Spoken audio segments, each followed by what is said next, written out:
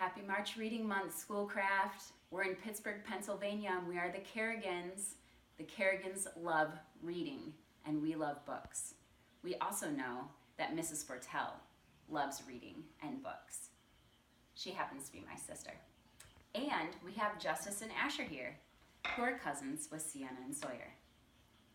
And hello to Mr. Sportell as well. Today we are going to read Henry's Awful Mistake. The day Henry the Duck asked his friend Claire over for supper, he found an ant in the kitchen. Henry was worried that Claire would see the ant. She might think his house was not clean. The ant had to go. Henry reached for a can of ant spray, but he didn't want spray near the food he was cooking, so he chased the ant with a frying pan. Henry ran around the kitchen chasing after the ant, but the ant got away and hid behind the stove.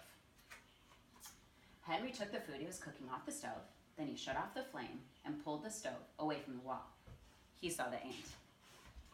The ant saw Henry and ran into a small crack in the wall. Henry went and got a hammer. Henry pounded a big hole in the wall where the crack was, but he couldn't find the ant. So he kept pounding. The hole got bigger and bigger. At last, Henry saw the ant sitting on a pipe inside the wall. He aimed the hammer at the ant and missed. The blow of the hammer broke the pipe. Water came shooting out of the pipe. Henry couldn't stop it. He grabbed a towel, he tied it around the pipe, and the water stopped shooting out. But Henry hadn't stopped the water soon enough. It had sprayed all over the kitchen. Everything was soaking wet, except for Claire's supper. Thank goodness. Henry began mopping up the puddles of water. All at once he slipped, banged against the kitchen table, and everything came crashing down. Henry was covered with pots and pans and food. The supper was ruined. There was nothing Henry could do now but to call Clara and tell her not to come. While Henry was talking on the phone, the towel came loose from the pipe. The water came shooting out and flooded the whole house.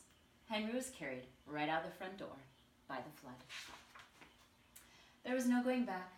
Poor Henry's house was washed away by the flood. He saved what he could and moved into a new house. When Henry was settled in his house, he again asked Claire over for supper. Just as he was about to open the door to let Claire in, he saw an ant. He looked the other